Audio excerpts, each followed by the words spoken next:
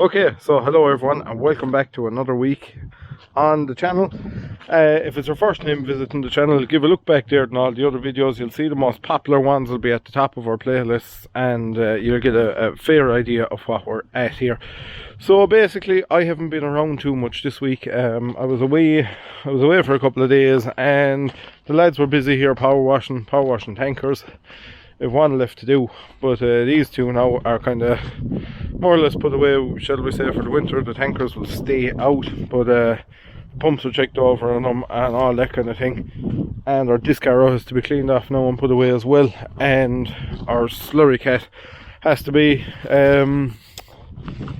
all washed off, and the trailing shoe needs a few bits and pieces. There's a couple of pipes hanging off it and things like that, so that needs to be done. That'll be for next week now, as today is Saturday afternoon, evening.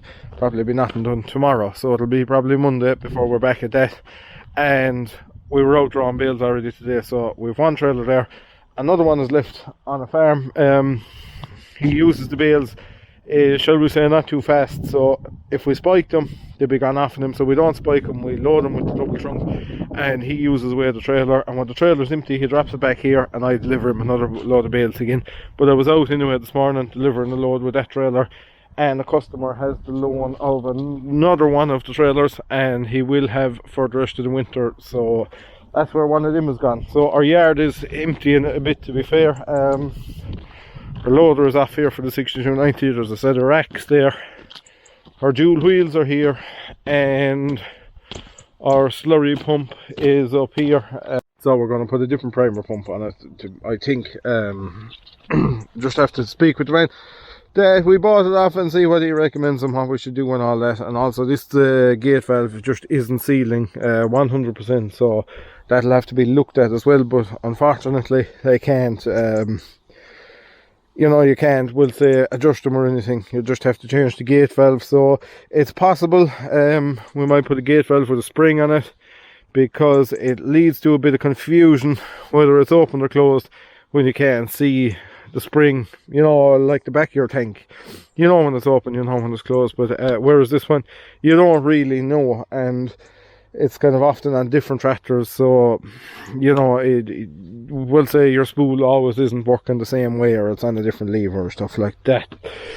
So our 6290 Massey is pretty much ready for sale. Just a few small little jobs to do to it, and it will be 100% in. It will be ready to go. We've given a fair old run through it. She's fully serviced top to bottom, and just a few small little tips and taps to finish off on her, and she will be that'll be her. And after 9 years of very, very good service, it must be said, she will be going to pastures greener. Her time with us is finished. Tractor served us very, very well. I was never a big Massey fan, but to be fair to the tractor, never really gave us much grief. And yeah, it'll be just time to move her on, and she will be going to a lucky owner. I don't know who's going to buy it yet, whether one of our customers might buy it or I'll advertise it, I'm not sure. Look, I haven't really, I suppose, publicised that it will be for sale much yet. But sometimes it does happen that when you're selling tractors, people you do work for would be interested in them, because they see the way they're minded, and they see the tractor is capable of doing a lot of work. So that may be the case, you wouldn't know. So yeah, that's her, and her replacement is sitting right behind her. So she arrived this morning, and very, very impressed with it so far. I had it delivering bales. Beautiful tractor, absolutely beautiful tractor. The drive, it's in very, very, very good condition. Tractor, you just can't fault it. So I know I told you I'd show you when we're out in Europe looking at tractors and stuff like that, because we'd be out there every now and again, but it just didn't really suit the last time we were there, the time we were looking at this. So maybe the next time, which will not be too far away, we will fill you in on it. But so yeah, she's a 6480.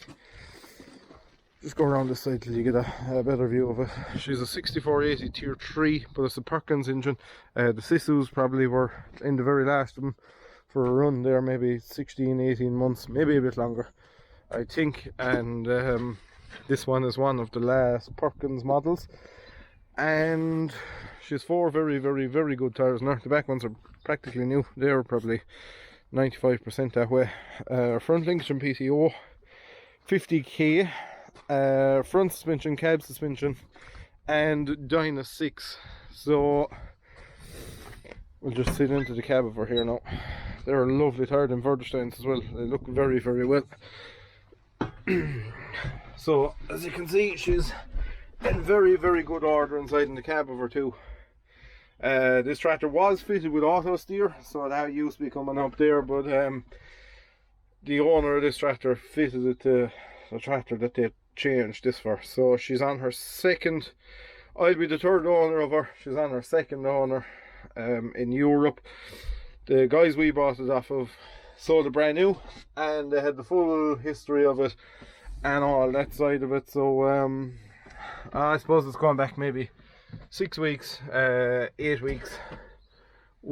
6 weeks or a month at the most, I would say, actually, is when we were out looking at this, and I couldn't let it after me, to be honest with you. We kind of had intended maybe selling the 6290 and then seeing where things were sitting, but I just saw this, and I am not a massive man by any stretch of the imagination, but when I sat into this and drove it, I didn't even have to sit into and drive it. When I walked around it, I said, "For this tractor there's no point leaving it behind me." Like, we had maybe intended on going a small bit fresher, going for a 76 series or something like that, but look, she was there. She was absolutely perfect. There was no point leaving it after us. So then I was thinking maybe bring her home, move her on, because she's quite a valuable tractor in this country with this condition. And I think, to be honest with you, I've decided against that, because you're not going to get them as tidy again. So she should last us a very long time. So we'll be fitting a loader to it, and she has a set of air horns as well, which we must move, but quite a rattle off them. Cool enough, to be fair, but do look a bit ridiculous hanging up there, so we will move them. And maybe I'll try and fit them under the bonnet somewhere. Hopefully we'll get them in there, because it'll be a fright to lose them. But yeah, that's her. We'll take her for a spin there shortly, and you'll get to see her. Right, okay, we'll carry her for a quick spin now down the road, and I'll just knock on a few lights. Right, where are our front lights and all that jazz? Our beacons are off. There's no lights on our steps, funnily enough, and then you'd see it on a good few of them. But anyway, we've right few lights on there now. So yeah, okay. Whoever owned this tractor, and I done a bit of background research into it, and the dealer over kind of gave us a bit of information as well. They were in a city. They were in Rotterdam City, and I suppose their actual base, if we can call it that, was in the city of Rotterdam. So security, I'd imagine, would have been a big thing for them, because in lots of places on this tractor there is identification stamped on it. We'll say where normally there wouldn't be identification stamped on them. It's actually even stained into glass in places, identification marks on her. And also she has an immobilizer fitted that you have to key in digits before you can start the tractor. It won't start unless you key in a certain code into it. So security was obviously a big thing for them. But anyway, look, enough about that kind of thing. The tractor is mint. It's just perfect. We'll just take her for one quick cut down the road, and we'll see what you think of it. She's doing 55 kilometers an hour, and as you can see there now, there's oceans of power in her, we had 17 bales behind it earlier on, and not a bother to it. Now we have to fit a pickup hitch, but She has that European Continental hitch fitted, and it is a good job. Like they're a strong setup. And to be honest with you, if our machinery was set up, I probably wouldn't even bother putting on a pickup hitch, because it is a better job, and it's you know, there's no fear of stuff kind of well, there's near as much wear in parts, or there's no fear of stuff coming off, and you can adjust heights as well, which will always come in handy. But so she's kind of in for a bit of a surprise, really, because where she lived all her life, and I suppose in her working life, was below the sea. Actually, where it was parked was 6 meters below sea level when we went to see it. So big change climbing the hills and the tricky bits of County Kerry. But yeah, just a beauty, just an absolute beauty. And I'll swing her around down here now. It's taken me a bit of time to get used of the severity of the brakes, because anyone who knows anything about CVXs knows the brakes are not really a strong point on them. But I'll knock on a few backlights.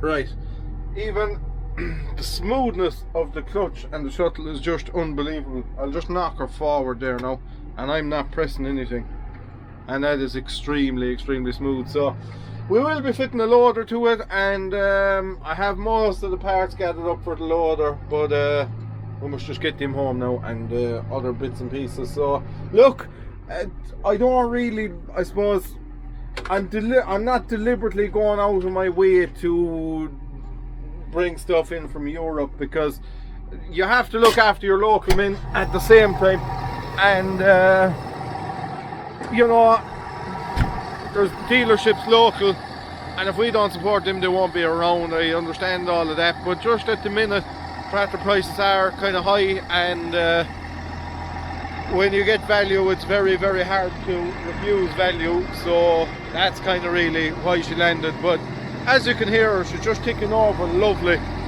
She's running very sweet, and all lights and everything are working, and just there's no faults. Everything's working in the tractor. There's no errors or nothing. So look, I suppose that's basically her.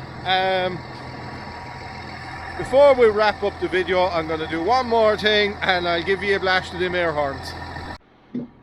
Right, so we have our ordinary horn here, and our air horn is wired up to a separate switch with an air horn symbol on it. So I suppose so you're not deafening absolutely everybody anytime you want to hoot. But like I said, look, I don't like the look of them up on the roof. I think it is a bit gaudy looking, but hopefully, I hope we can move them and put them under the bonnet or somewhere. It'd be a shame to lose them, because it's just like, and it is a bit of her history, I suppose. Like a lot of people say to me, why don't you take those warning triangles off of them? It's just a bit of their history.